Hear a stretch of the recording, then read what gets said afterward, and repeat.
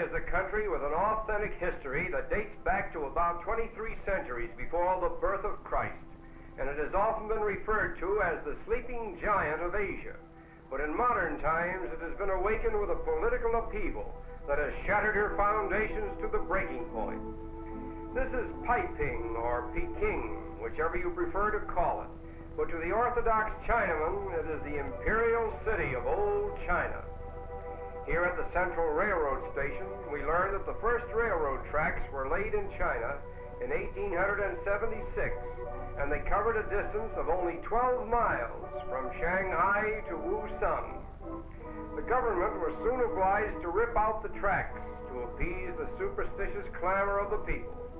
Trouble and strife, however, have since taught the Chinese the value of a country's railway system. China was a civilized nation when the rest of the countries of the Western Hemisphere were inhabited by barbarians, and through much of its history of old dynasties, Peiping was the capital city and the home of emperors. But in 1928, when the nationalists captured Peiping, they immediately transferred the capital and the center of government to Nanking. In the crowded streets, life keeps company with death, and funerals like this may be seen at any hour of the day.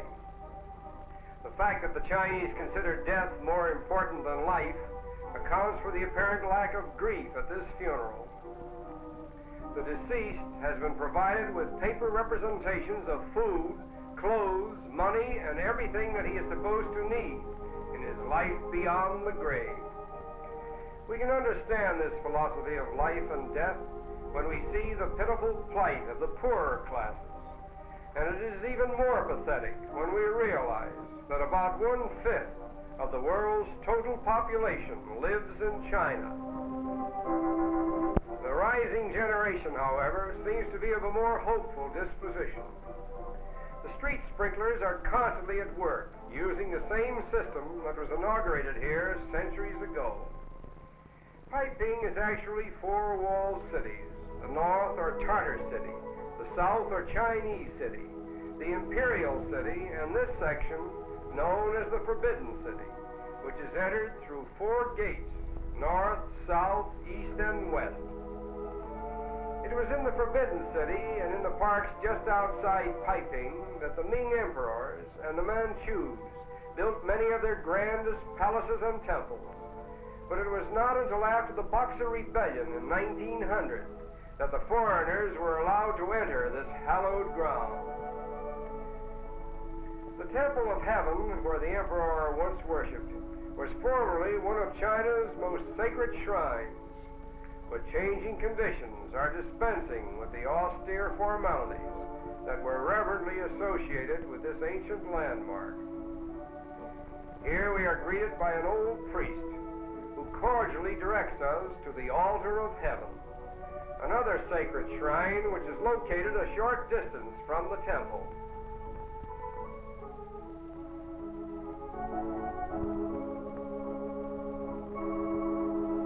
Here on the 21st of each December, the emperor came to pray for his people. The altar itself is located on a marble terrace made up of 9 concentric circles, the innermost of which was considered to be the center of the universe. The Chinese guide explains all this to us in broken but eloquent English.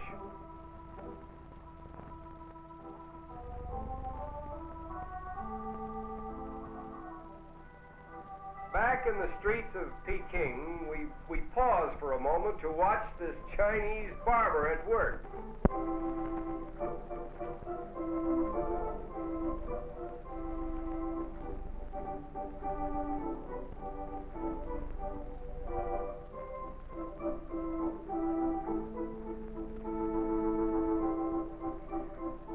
Although this haircut isn't exactly the current fashion for Chinese men in the large cities, many of the old-timers prefer the traditional style set by their forefathers.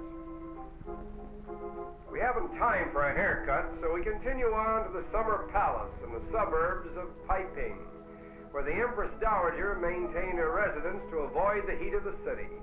Here in the palatial buildings and pleasure gardens, she lavished all that art could create and money could buy. Returning to the Imperial City, we passed the Winter Palace, which was formerly occupied by the President of the Chinese Republic. Perhaps the highlight of a visit to Peiping is a side journey to the Great Wall of China. During our 40-mile journey by rail to this famous wall, we noticed many examples of the old Chinese manners and customs, such as the native women whose feet were bound when they were babies, because tiny feet were then considered a great mark of culture and beauty. Fortunately, this practice was legally forbidden long ago. The little children are obviously afraid of cameras, for it is their belief that they will lose their faces if they allow them to be photographed. Even their elders are not too comfortable when the camera eye is pointed at them. The railway runs to within a mile of the Great Wall, and then we continue on burros, in sedan chairs, or on foot. Our camera equipment is carried on the backs of these tiny, sure-footed animals.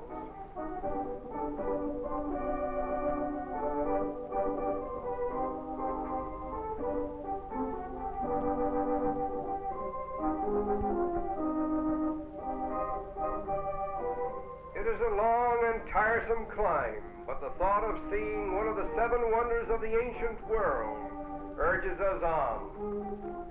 We pass many interesting types along the way. This old man seems to reflect the age of the wall itself.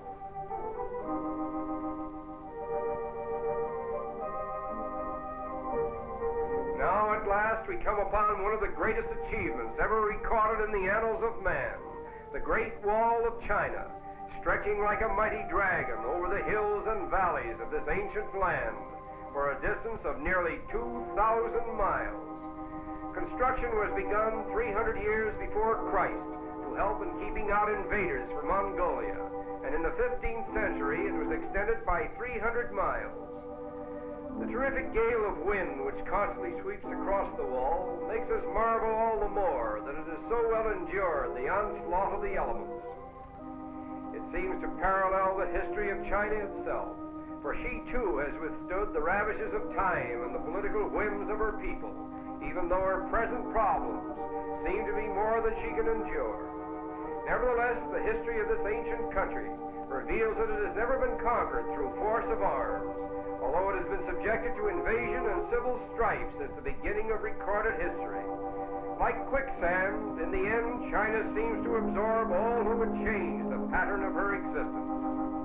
And this is the thought that we take with us as we bid farewell to China and her Imperial City.